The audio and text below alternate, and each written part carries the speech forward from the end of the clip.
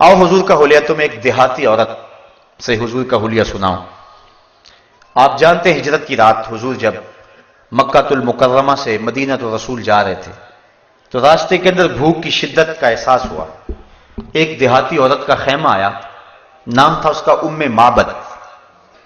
तो उम्मे माबद की कुटिया के करीब हुजूर खड़े हुए और उन्हें कहा कि हमें भूख लगी है, तुम्हारे पास कुछ है तो हमें पेश करो।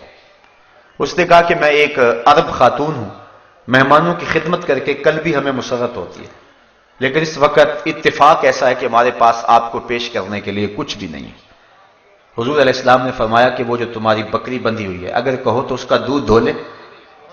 उसने कहा कि ये तो रेवड़ के साथ चलकर जाने के काबिल भी नहीं है, इसकी हड्डियों में गोदा भी नहीं है, चलने के काबिल भी नहीं है, दूध कहां से आएगा। हुजूर अलैहिस्सलाम ने फरमाया अगर तुम इजाजत दो तो हम इससे दूध धो लें। उसने हंस के कहा मुझे क्या इतराज हो सकता है, अगर ये दूध देती है तो मुझे क्या इतराज हो सकता है। हजरत अबू बकर सिद्दीक रज़ियल्लाहु ताला अन्हु ने वो बकरी खोली, हुजूर के सामने खड़ा किया। आपने अपना दस्ते करम उस बकरी की पुश्त पे फेर दिया। बकरी ने अपनी टांगें चौड़ी कर दी और उसकी खीरी में दूध उतर आया। आका करीम ने धोना शुरू कर दिया। उम्मे माबद जो बर्तन पेश किया वो भर गया। कहा और बर्तन लाओ। वो बर्तन लाई, वो भी भर गया। घर के जितने बर्तन थे दूध से भर गए। लगता था अल्लाह ने उस बकरी के थनों का ताल्लुक हौज़े कौसर की नहरों से जोड़ दिया है। हुजूर ने खुद भी पिया, हज़रत सैयदना सिद्दीक़ अकबर ने भी पिया और उम्मे माबद ने भी पिया। उसका एक बच्चा घर था, उसने भी पिया। हुजूर ने दुआ दी और चले गए। उम्मे माबद को इस खुशी के आलम में हुजूर का नाम पूछना याद ना रहा। जब शाम को अबू माबद, उम्मे माबद का शौहर, बकरियों का रेवड़ लेकर वापस आया तो अपनी कच्ची कुल्ली पे नूर बरसता देखा। एक बार वो जिधर से गुजरे हैं नसीर, 1000 बार उधर से बहार गुजरी। और अगर इसी बात को नशूर वाहदी का लहजा दूं तो उसने हद कर दी। चंद लम्हों के लिए ठहरे थे तुम जिस पेड़ के नीचे, चंद लम्हों के लिए ठहरे थे तुम जिस पेड़ के नीचे, सुना है आज तक उस पेड़ का साया महकता है। अबू माबद जब शाम को घर आया, कच्ची कुल्ली पे नूर बरसते देखा। कहने लगा कि आज ये माहौल बदला बदला है, क्या बात है। तो उम्मे माबद ने कहा कि हमारे घर में एक शख्स आया था। अब उम्मे माबद को हुजूर का नाम पूछना याद नहीं रहा था। उसने अपने तौर पे हुजूर का नाम रख लिया और उसने कहा हमारे घर में मुबारक आया था। और फिर उम्मे माबद हुजूर का हुलिया बयान कर दिया। एक देहाती सी औरत है, मैं वो सारे लफ्ज तो बयान नहीं कर सकूंगा, वो एक लंबी हदीस है, लेकिन चंद लफ्ज उम्मे माबद के आपके सामने रखूंगा कि उस बादिया नशीन खातून ने हुजूर का नक्शा कैसे खींचा और कैसे हुजूर का हुलिया बयान किया।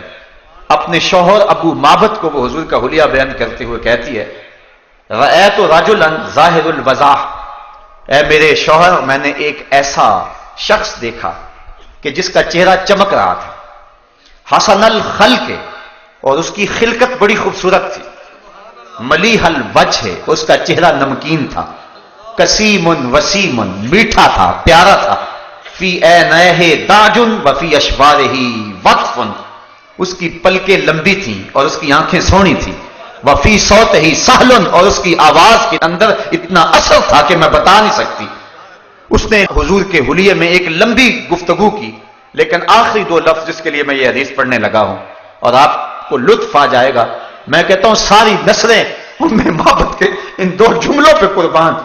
उसने जो हुजूर का हुलिया और हुजूर का नक्शा खींचते हुए बयान की, उसने कहा मेरे शौहर जाहिरुल वज़ात, वो चमकदार रंग का मालिक था, मलीहल वजह, नमकीन हुस्न का मालिक था, कसीमुन वसीमुन, अल्लाह अकबर, वो उसकी आंखों में चमक थी, उसकी पलकें लांबी थी, उसके अबरू जुड़े हुए थे। एक एक चीज बयान की और आखिर में उम्मे माबद ने जो हुजूर के नक्शे को अपने शौहर अबू माबद के सामने रखा, वो लफ्ज सुनिए। उसने कहा अब हन्ना से व अजमलहुम मिन बईदिन व अहलाहुम व अहसनुहुम मिन करीबिन, ऐ अबू माबद क्या पूछता है कि वो मुबारक कैसा है, तुझे 2 लफ्जों में उसका नक्शा ना बताऊं कि वो कैसा था। कहा अबू माबद जब वो दूर से आ रहा था तो बड़ा सोहना लगता था, जब करीब आ गया तो और सोहना लगता था। जब दूर था तो सोहना लगता था। कुछ लोग दूर होते हैं तो अच्छे लगते हैं, लेकिन करीब आके बात कुछ और होती है। وہ کیا کسی نے کہا، اس کے لہجے میں یوں تو برف تھی لیکن جو چھو کے دیکھا تو ہاتھ جل گئے. تو کسی کا لہجہ بڑا برف والا ہوتا ہے لیکن جب قریب ہو تو پتہ چلتا ہے کہ یہ تو بندہ ہی اچھا نہیں ہے. معبد نے اس میں حضور کی صورت بھی بیان کی، حضور کی سیرت بھی بیان کی، حضور کے کردار کو بھی بیان کیا، اور ان لفظوں کو بار بار سنیے اور لطف لیجئے. اس نے کہا ابو معبد میں کیا بتاؤں کہ وہ مبارک کیسا تھا. ابہ الناس واجملہم من بعید واحلاہم واحسنہم من قریب. جب دور سے آتا تھا تو سونا لگتا تھا، قریب آ گیا تو اور سونا لگتا تھا. اللہ مکھ چند بدر شاشانی ہے، متھے چمک دی لاٹ نورانی ہے، کالی زلف تے اکھ مستانی ہے، مخمور اکھی ہیں مد بریاں. کہا جب دور تھا تو سونا لگتا تھا، قریب آ گیا تو اور سونا لگتا تھا. اتنا حسین تھا. اب روزانہ معبد کے گھر میں تذکرہ ہی حضور کا ہوتا ہے. شام کو جب ابو معبد بکریوں کا ریوڑ لے کر کے آتا ہے تو معبد کھانا لے کے آتی ہے. تو ابو معبد کہتا ہے کھانا بعد میں کھائیں گے، پہلے مبارک کی باتیں سناؤ. اور روزانہ وہ حضور کا تذکرہ چھیڑ لیتے ہیں کہ مبارک نے یوں بکری کے اوپر ہاتھ پھیرا اور یوں اس نے اپنی ٹانگیں چوڑی کر لی، اور ساتھ وہ بچہ جو اس نے بھی حضور کو دیکھا ہوا تھا وہ بھی کبھی کبھی کہتا ہے اماں وہ مبارک نے کیسے ہاتھ پھیرا تھا، ہمارے سارے برتن کیسے بھر گئے تھے، وہ کیسے بولتا تھا، اس کے ساتھ والا کیسا ادب کرتا تھا اس کا. روزانہ ان کے گھر میں شام کو حضور کا تذکرہ ہوتا ہے. اگر اس کو سادے لہجے میں کہہ لیں تو یوں کہہ سکتے ہیں کہ معبد کے گھر میں روزانہ شام کو محفل میلاد ہوتی ہے. روزانہ جب وہ ریوڑ لے کر کے آتا ہے اور معبد کھانا پیش کرتی ہے، وہ کہتا کھانا بعد میں کھائیں گے، پہلے مبارک کی باتیں سنائیں. یہ اصل غذا بن گئی ان کی. ایک دن قریب بستی سے سودا سلف لینے کے لیے معبد اپنے بچے کے ساتھ گئی، لیکن وہاں سے سودا نہ ملا تو آگے چلی گئی اور شہر مدینہ میں پہنچ گئے. اسے نہیں پتا تھا کہ مبارک یہاں آیا ہوا ہے.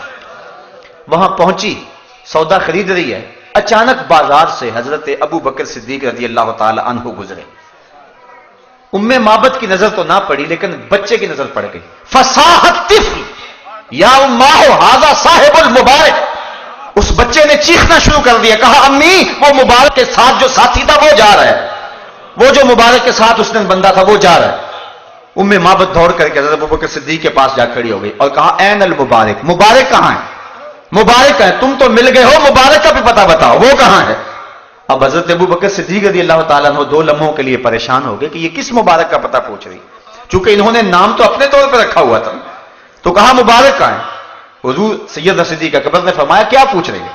کہا اس دن مبارک جس نے بکری کے اوپر ہاتھ پھیرا تھا، آپ سمجھ گئے یہ تو وہ بادیہ نشین عورت ہے.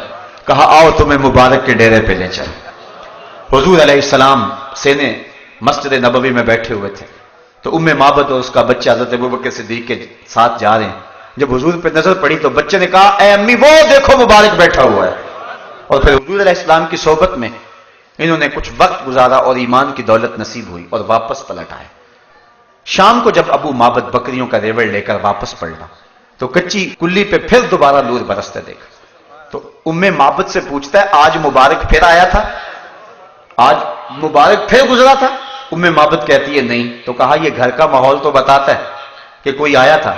کہا مبارک تو نہیں آیا، ہم مبارک کو دیکھ آئے ہیں، ہم مبارک کو مل آئے ہیں. کہنے لگا جلدی بتاؤ کہاں رہتا ہے. کہا جس کو دنیا محمد کہتی ہے اسے ہم مبارک کہتے ہیں. اللہ اکبر. حضرت معبد کی وہ بکری عام الرماد تک زندہ رہی. اور یہ حضرت عمر فاروق کے دور خلافت میں عام الرماد آیا تھا. عام الرماد تک زندہ رہی اور عام الرماد تک مسلسل دودھ دیتی رہی. اور علماء کہتے ہیں، سیرت نگاروں نے لکھا ہے کہ اس ڈیرے پر جتنے بھی گھر تھے سارے اس بکری کے دودھ کی کھیر بنا کے کھاتے تھے اور پھر بھی ختم نہیں ہوتی تھی. اور وہ کتنے سال زندہ رہی، مسلسل دودھ دیتی رہی، کیونکہ اس کے اوپر حضور کا ہاتھ جو آ گیا تھا. تو وہ عرض کرتی ابہ الناس واجملہم من بعید واحلاہم واحسنہم من قریب. میں کیا بتاؤں کتنا سونا ہے، دودھ سے بھی سونا تھا قریب.